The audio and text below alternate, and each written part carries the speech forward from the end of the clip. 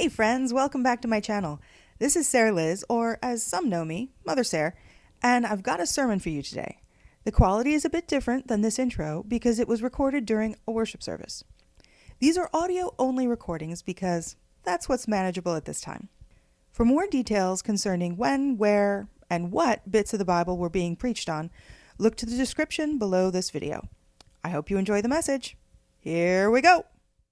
This morning we have a fantastic set of parables from the Gospel of Luke.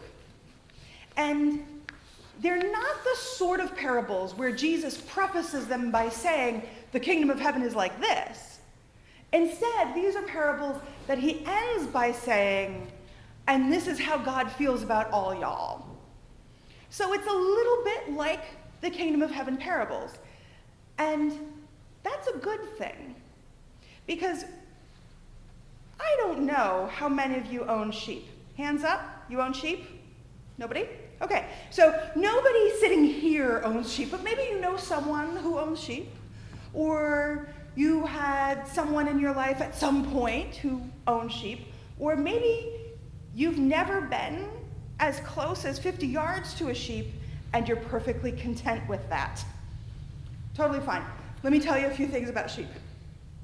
So, sheep, next to goldfish, are one of God's stupidest animals. They don't have object permanence. You know how babies, sometimes before they get object permanence, if you take the toy away and put it behind your back, oops, no more toy. The toy has winked out of existence. The toy no longer exists. You can't have the toy.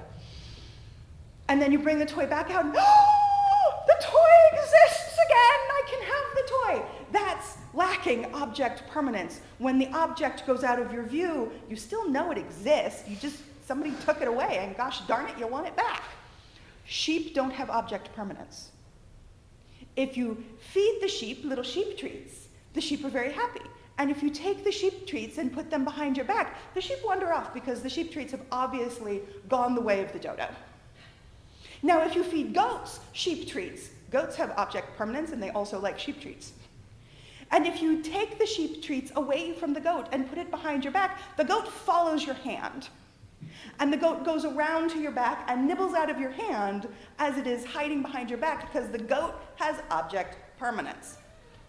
So this is just a little example about animal husbandry and dealing with sheep.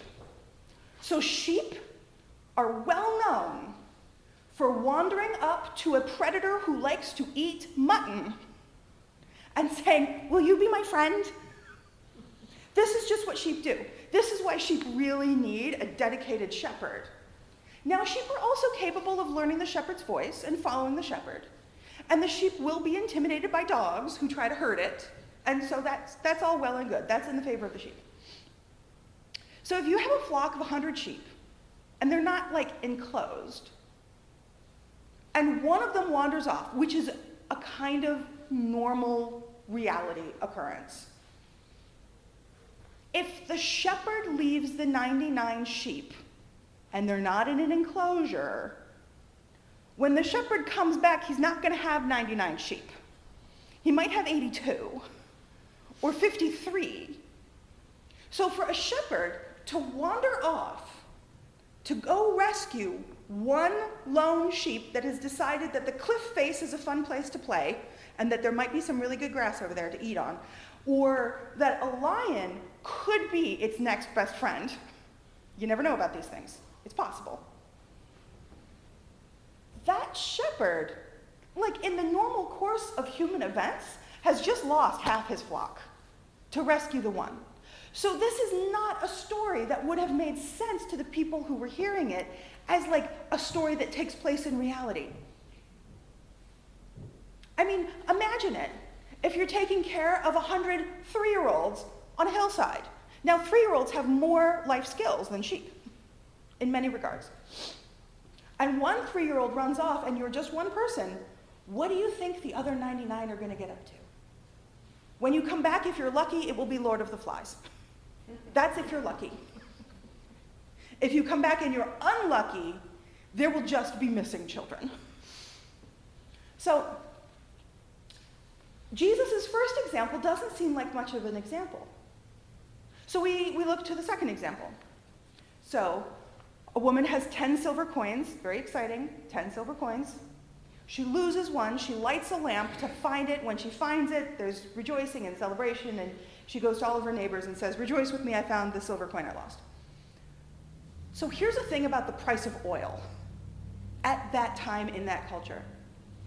The price of oil to light a lamp at night was more than the price of one silver coin. Riddle me that, Batman. So the examples that Jesus is telling aren't as straightforward as we might think.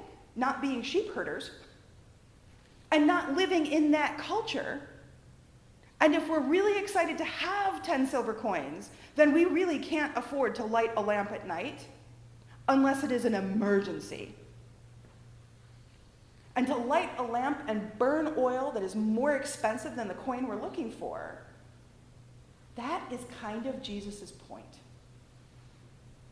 Because this is in the context of a bunch of religious hoity-toities grumbling against Jesus and fomenting discontent among his followers, saying, yeah, he talks a good game, but do you see who he's eating with?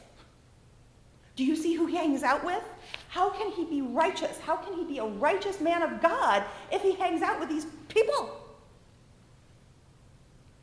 Now, you and I might not take that tone, but for them at that time, he was breaking a lot of rules.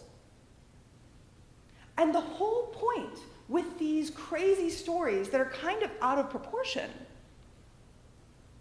is that the care that the religious hoity-toities don't have for people who aren't righteous, for people who are actively sinning, for people who are living against what God has said he wants us to do, Jesus wants to be with those people because he wants to enlighten their lives. He wants to show them the love of God because they need it the most. And so Jesus is like the woman who will spend more than your life is worth to find you. Jesus is the shepherd who will go off and leave the 99 who are hanging out and doing their thing and following all the rules, because the example really isn't about sheep, to find you when you have wandered toward the cliff face and when your life is in danger. Because Jesus is the woman with the lost coin, and we are the lost coin. Jesus is the shepherd with the lost sheep, and we, friends, are that lost sheep. So all of this is to justify Jesus' standard practice of eating with whoever the hell he wanted to, and preaching to whoever came to listen, and being social with tax collectors, the hated tax collectors, and prostitutes, which, there's no society that really holds prostitutes as a high-value profession that I'm aware of. Please, talk to me in coffee hour if you know of one. Documentaries abound, and you just never know. But these are the sorts of people that he would hang out with. Jailbirds, former criminals, foreigners, people who didn't fit in, people who needed love, people who needed acceptance, people who needed wisdom in their lives. Now, one could argue that the religious hoity-toities also needed a reality check, but Jesus was not the person to give it to them. He came for the lost coins in the world. He came for the lost sheep in the world. And even though I know each one of you is a perfectly lovely person, I also know about humanity. And I also know that we have a tendency when someone asks us, "How are you doing today?" "Oh, fine. And today might be fine. And today might not be fine. But we're not necessarily going to tell you. Today might be fine, and today might be just on the edge of the cliff Thank you very much. But we're not necessarily going to tell you. Each one of us has faced the cliff edge. Each one of us has been the lost coin. And whether or not we realized it at the time, maybe we did, maybe we didn't, Jesus has come for us, looking for us.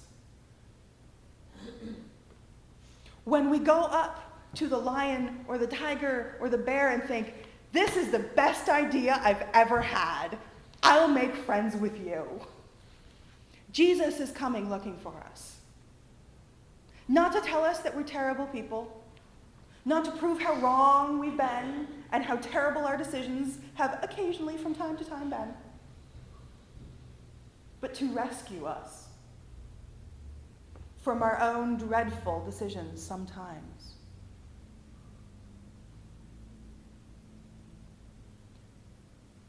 And no matter where we are in our own lives, because we're not always on the cliff face. We're not always trying to befriend tigers outside of zoos. This is what Jesus does with everyone. And it can be all too easy to forget, for me to forget that I've been on the cliff face, thinking, ooh, maybe this wasn't a good idea. Oh, golly, what do I do now? I've been face to face with a large predator thinking, wait, you don't want to be friends with me? I'm confused. Now what do? I don't think I can run fast enough. It's easy to forget that we have been in that position when we see others who need help. And it doesn't mean that it's our job to rescue everybody. It doesn't mean that it's our job to help in every single circumstance. But it does mean that it's our job not to judge the other person. Not to judge them harshly for yet again wandering up to the hungry female lioness and saying, will you be my friend? Even though we can say, oh my gosh, that's a bad idea. What were you thinking? It wants to eat you. Even though we can say that, we have made bad decisions in our own lives. And maybe they were just as bad, and maybe they weren't quite so bad, thank you very much. But we have been in need of help. And so we have no place to judge others who are in need of help. And yet again, 2 weeks in a row, this is kind of a downer when it comes to preaching. But this is what the lectionary gives us. And so this is the message. Amen. Hey friends, thanks for listening. Sometimes a sermon can lift us up, and sometimes it can leave us thinking. And sometimes we can walk away seriously challenged. This is totally normal, and you're not alone. We're supposed to be comforted and challenged by God in turns. And today may be your turn. See you next time.